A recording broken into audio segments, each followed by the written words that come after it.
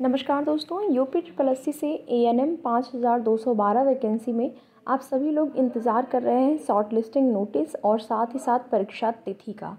तो कब तक शॉर्ट लिस्टिंग की नोटिस आएगी, कब तक एग्ज़ाम हो सकता है, इसी विषय को लेकर चर्चा करेंगे। साथ ही साथ यहाँ पर शॉर्ट लिस्टिंग जो नोटिस जारी होगी उसमें कौन कौन से अभ्यर्थी शॉर्ट लिस्ट हो सकते हैं, PET की कट ऑफ कितनी जाएगी इस भर्ती में, इन सभी विषयों को लेकर डिस्कशन होगा इस वीडियो में। तो वीडियो में लास्ट तक बने रहें। एक छोटा सा निवेदन आप सभी से, अगर चैनल पर नए हैं तो चैनल को सब्सक्राइब करके, वीडियो पसंद आए तो लाइक शेयर भी करें। आगे की जो भी ज़रूरी और महत्वपूर्ण अपडेट होगी आपकी इस भर्ती संबंधित, आप सभी को उसकी जानकारी चैनल के माध्यम से समय समय पर दी जाएगी।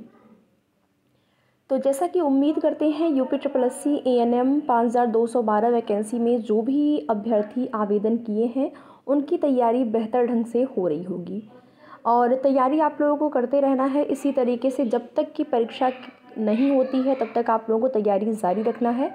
यहाँ पर आप लोगों की भर्ती में जो शॉर्ट लिस्टिंग नोटिस है उसमें भी देरी हो रही है, क्योंकि आवेदन हुए काफ़ी टाइम हो गए हैं। अब तक शॉर्ट लिस्टिंग नोटिस आ जानी चाहिए थी, लेकिन यूपी ट्रिपल एस सी में कई ऐसी वैकेंसियां हैं या कई ऐसी परीक्षाएं हैं जो कि अप्रैल के महीने में लगी हुई हैं।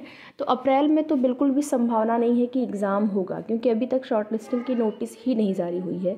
शॉर्ट लिस्टिंग की नोटिस जारी होगी और उसके बाद भी आप मान के चलिए 1.5 से 2 महीने तो लगेंगे ही परीक्षा में।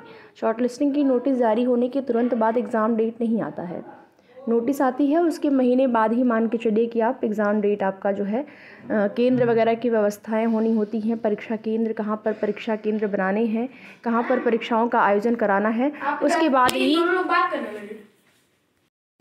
तो इन सब प्रक्रियाओं में भी आपका टाइम लगता है, महीने 1.5 महीने का। तो आपकी भर्ती में जो शॉर्ट लिस्टिंग की नोटिस है, अगर उसकी बात करें तो वो मे बी आपका अप्रैल में आ सकता है, शॉर्ट लिस्टिंग की नोटिस, लेकिन एग्ज़ाम नहीं। ठीक है, शॉर्ट लिस्टिंग की नोटिस जारी होगी और शॉर्ट लिस्टिंग की नोटिस और एग्ज़ाम में आप मान के चलिए कि 2 महीने का अंतराल, यानी कि अभी भी आपके पास पूरे लगभग 3 महीने के समय आप मान के चलिए, जिसमें कि अगर आपने पहले से रेगुलर तैयारी नहीं की है तो आप अपनी तैयारी को कंटिन्यू कर सकते हैं और बेहतर स्कोर भी ला सकते हैं। PET कट ऑफ या फिर PET स्कोर की बात करें कितनी जा सकती है, क्योंकि वो तो शॉर्ट लिस्टिंग नोटिस आने के बाद ही बिल्कुल 100% क्लियर होगा। लेकिन अभी की जो भी जानकारी है, अभी जिस तरीके से जो भी आवेदन हुए हैं, अगर उसको देखा जाए तो आपका जो है ऋणात्मक नहीं होना चाहिए। माइनस में अगर आपके अंक नहीं हैं, माइनस में आपकी स्कोर नहीं है, तो आप बिल्कुल सेफ मान के अपनी तैयारी करें कि आपका जो है शॉर्ट लिस्ट आप हो सकते हैं।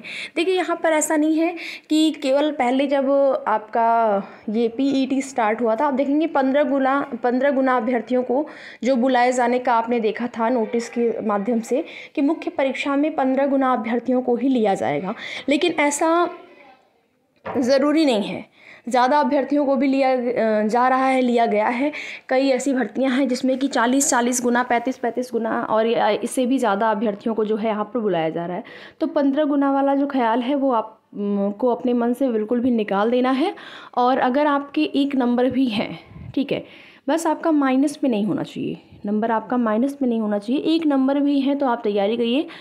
अनरिजर्व कैटेगरी का हो सकता है कि थोड़ा सा ज़्यादा जाए, लेकिन जो रिज़र्व कैटेगरियाँ हैं वो 1 नंबर वाली भी जो तैयारी में अपने लगे रहें, क्योंकि जो नई भर्ती है ANM की, वो भी जैसे कि ये एग्ज़ाम होने के बाद, अभी तो ऐसा नहीं है क्योंकि अभी तो यही एग्ज़ाम आपका नहीं हो पाया है, लेकिन हाँ, इस भर्ती के पूरा होने के बाद भी जो है एक आपको नई वैकेंसी देखने को मिलेगी ANM की। लेकिन उसमें क्या है कि पदों की संख्या आपकी कम रह सकती है। तो 1 नंबर वाले भी अपनी तैयारी में लगे रहें। शॉर्ट लिस्टिंग नोटिस जो एक्सपेक्टेड है वो आपका अप्रैल के महीने में आ सकता है। परीक्षा जो है आपकी जून लास्ट या फिर जुलाई तक होने की संभावना है। ठीक है, तो उसी के अकॉर्डिंग आप अपनी तैयारी करिए। ऐसा नहीं कि अप्रैल में शॉर्ट लिस्टिंग नोटिस दे देंगे ये लोग तो मई में ही एग्ज़ाम करा लेंगे। आयोग इतना ज़्यादा एक्टिव नहीं है, इतना ज़्यादा सक्रिय नहीं है, और अगर सक्रिय होता भी तो बहुत सारी परीक्षाएं हैं जो लगी हुई हैं, बहुत सारे एग्ज़ाम हैं, और किसी का DB होना है तो किसी का रिज़ल्ट देना है, किसी का परीक्षाएँ कराना है।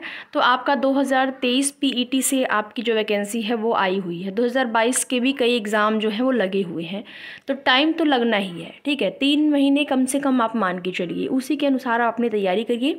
और आप सभी से यही निवेदन है कि 1 नंबर वाले भी तैयारी करते रहिए।